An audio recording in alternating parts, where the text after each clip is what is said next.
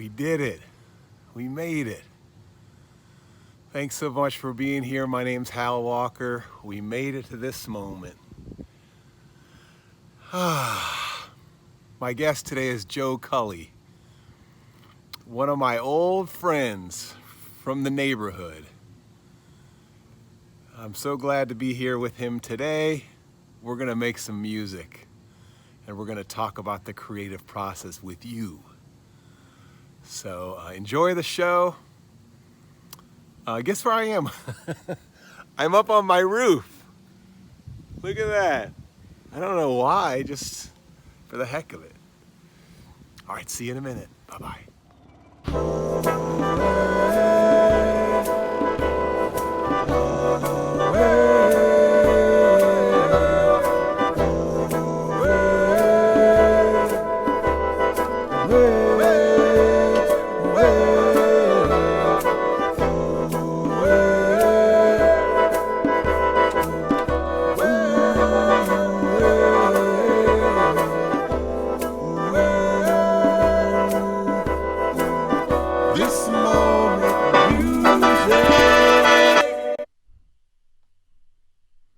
Oh yeah.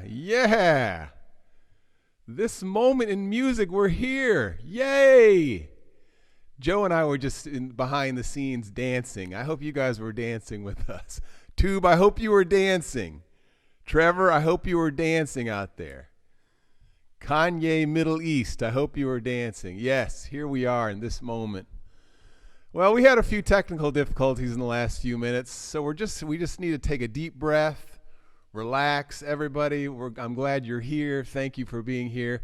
I want to do a little project, a little craft before we bring Joe on today.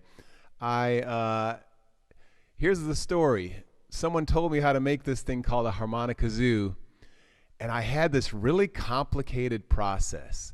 It was like a 10-step process, and I would bring it into schools, and we would make this harmonica zoo with kids, and there were so many steps. It was so complicated. There was all these little tiny pieces of tape and little tiny pieces of paper, and you had to fold it in a very specific way. But then one night I was in Akron, Ohio on New Year's Eve. They have this thing called First Night, and it was a freezing cold night, and I was walking across a freezing cold street with ice all over the streets. And what do you see? What do I see before me on the ground? A harmonica zoo with a much better design than I had ever come up with. And I'm going to share that design with you now. We're going to make a harmonica zoo so I have an instrument to play when Joe comes on. Here's my little video. This is a 1-minute video to tell you how to make a harmonica zoo. So if you don't have the supplies now, you can get them for next time. Here is the simple 4-step process of building a harmonica zoo. Harmonica zoo, you need 2 wide popsicle sticks, 1 wide rubber band, 2 skinny rubber bands, and 2 little chunks of straw. Step 1, wrap the wide rubber band around 1 popsicle stick. Step 2, create a rubber band skateboard. Slip your index finger under the rubber band, then install a set of wheels on one side and then the other. Then you can take it for a little ride. Step 3, create a rubber band sandwich and squeeze. Step 4, this is the most challenging step. Attach the 2 sticks with a ponytail hold. Wrap and twist, wrap and twist. Do it on both ends. Make sure the rubber bands are on the outside, not touching the straws. There you have it. Purse your lips, raise your eyebrows, give it a little squeeze. And you have a harmonica zoo. So I'm going to make one right now, everybody. You can take part in the process if you have the supplies. Here's the wide rubber band.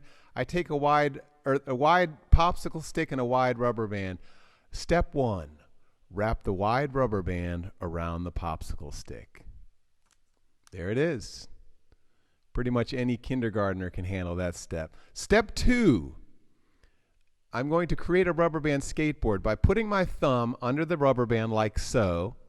I slide 1 set of wheels in this end. Oh, that's funny. It's a green straw, so you can't see the straw. That's hilarious. 1 set of wheels in that end. Oh, no. I dropped the other set of wheels.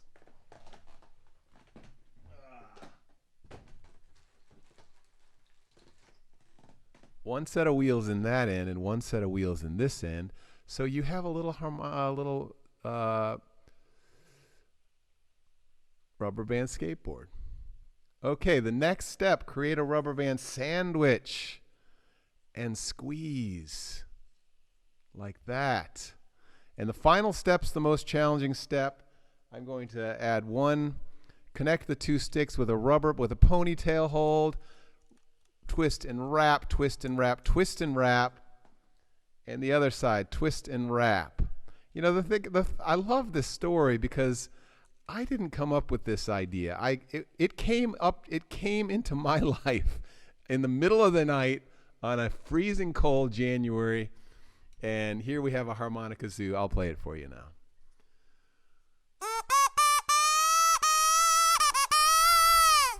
Oh yeah, that's a nice one. Let me turn up the reverb.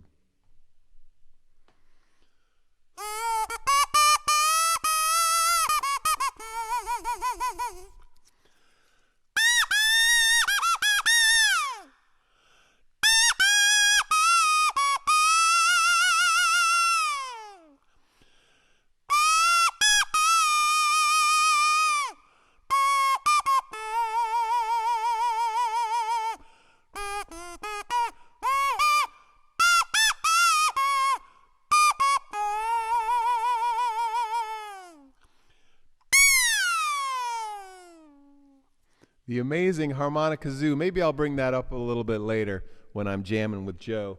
But right now I want to bring on our special guest. I'm hoping he has had some time to relax after our traumatic 15 minutes of technical challenges.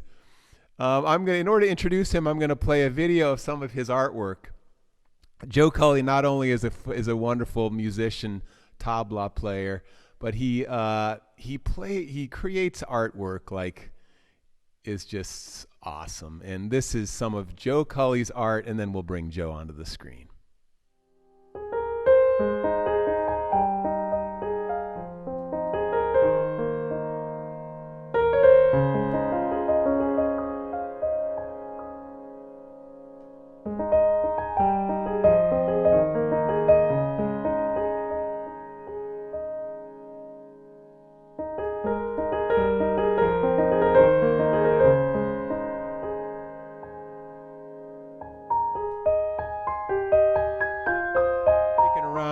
Hey Joe, let's jump right into making some music. Would you teach us that you had this cool phrase that you taught me yesterday? Would you teach us that phrase? So every stroke on the drum has its own word, and the word sounds like the stroke. That's how teachers teach their students. Dati chup dinadin. Dati chup dinadin. Dati chup dinadin nati. Dati chup dinadin nati. Dati chup dinadin nati. Dati chup dinadin nati. Dati chup dinadin nati. Dati chup dinadin nati. Dati chup dinadin nati. Dati chup dinadin nati. Dati chup dinadin nati. Dati chup dinadin nati. Dati chup dinadin nati. Dati chup dinadin nati. Dati chup dinadin nati.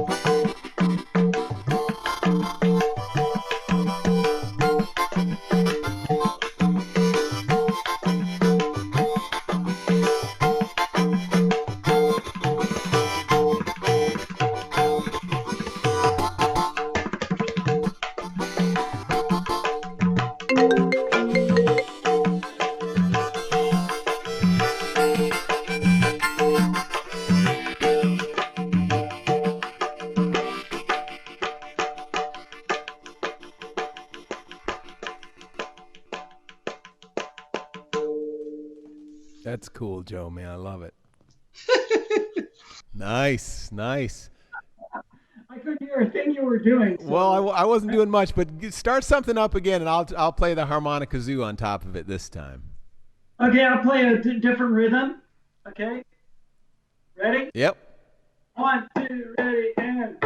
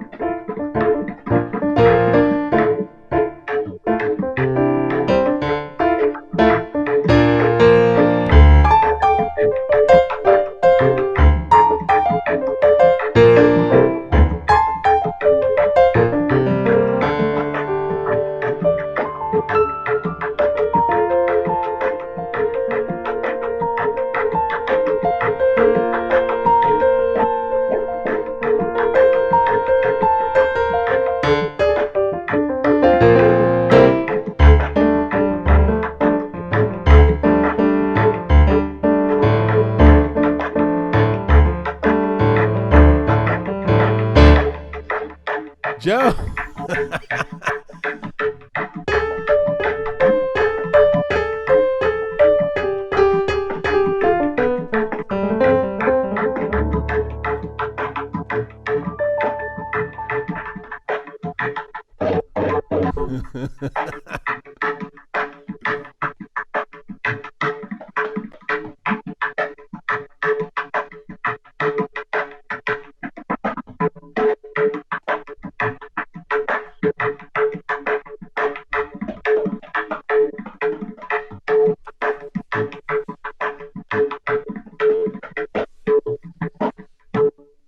Nice. Joe, we were actually really jamming there for a minute. People were really? People were loving it. They were saying, "Yo, guys, got it."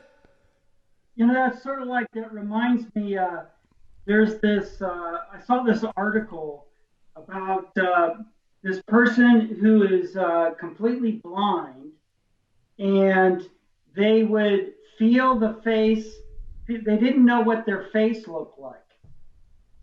So what they would do is they would feel their face with one hand, and then they would draw on a piece of paper what their face felt like.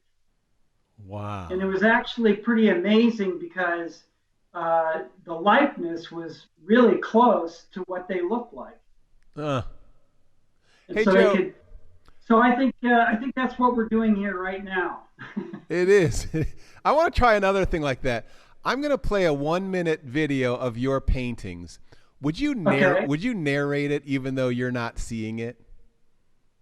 You've never seen the video before, but would you narrate it just by like talking about your maybe you could narrate it with music too. Okay, I could do that. Whoa! So everyone, I'm gonna play this again. It's a 1-minute version of Joe Culley's wonderful artwork, And I think you should just talk about it. Talk about your process, like where you go to find these things. Sure, yeah. All right, everyone, here we go. This has never been done before. Joe Culley is not seeing the video that you're watching, but he is going to narrate it. Let's see how it goes. Here we go. So I was brought up by two artists. My mom was a painter, and my dad was a painter. They worked in two completely different styles. My mom was more realistic, which means that when you look at something, you can identify what's happening in the picture. And then my dad, he would work very abstractly, where it allows your mind to come up with different feelings and emotions when you're looking at it, but there's no identification of objects or things. So I work in both camps, realistic and abstract. A lot of my art comes from meditation, and I strongly believe my spiritual sense is that the divine or God, basically, the divine's message to me is that when you're seeing something in nature or anything, that the beauty that you witness, the aesthetic beauty, is the connection to the divine. So I'm always trying to capture my response to that aesthetic, which is really unique to myself. So color and form and all the elements of art and the principles of design are used as tools to communicate that. So I work in oil painting, acrylic painting, watercolor. Recently, during this whole pandemic crazy quarantine, I've been going to these woods, and actually you, Hal, and we went for a walk in these woods. I didn't know that they existed there. And so I went for a walk in the woods, and there's all these beautiful little bits and pieces of nature that just really spoke to me. So I did these pen and ink drawings. And this is like old school pen and ink, where it's a quill pen that you dip into an ink well and then you draw. So I just go for it. I'll sit in a spot. I meditate upon what I'm seeing. I might make a sketch or take a snapshot, and then I'll go back to my studio or the kitchen table or a coffee shop, and then I just go for it. I just take the pen and go right on the blank page and allow whatever unfolds to unfold. And it comes from, my goal and the thing that I'm aiming at is to bring meditation into the process of creating the art. And out of that meditation and the thought and the emotional place that I am while making it, and the recollection of being there in nature or just with a painting and the paint, that leads me to what I'm trying to do with my visual art. Wow. That was nice, Joe. That was nice. That was looped. I looped that 1 minute thing for about 3 minutes, and we just got that little beautiful expose. That was quite nice. Oh boy, thanks. That was really cool. Joe, we are just about out of time. It's officially almost our time is over. So I'm sorry we didn't get quite the quality of audio that we had worked up last night, but it went all right. It was more video game-ish today, I think. Well, as they say, it is what it is. It is what it is, and here we are in this moment. So, Joe, I'm really glad we got to hang out this morning for a few minutes. Stay on, and I'll say hi after the show. I got to wrap it up by introducing my next act. Okay, man. One love. Joe Culley, one love. Everyone, my guest on Friday is Dev Lemons. She's one of my favorite TikTokers. Here she is. she does this show called Song Psych, where she takes apart songs and analyzes them. And she analyzed one of my songs, and here she is. Do you recognize this melody? That's Hal Walker, and that progression was sampled by Lucian for a Playboy Cardi remix. But what makes it so compelling? Hal's playing the can, a mouth organ indigenous to the people of Laos and northeastern Thailand. And what makes the can so cool is that a good performer can play two melodies at the same time. Let's listen to Hal's video again. When the main melody is being played, long D and E notes are harmonizing.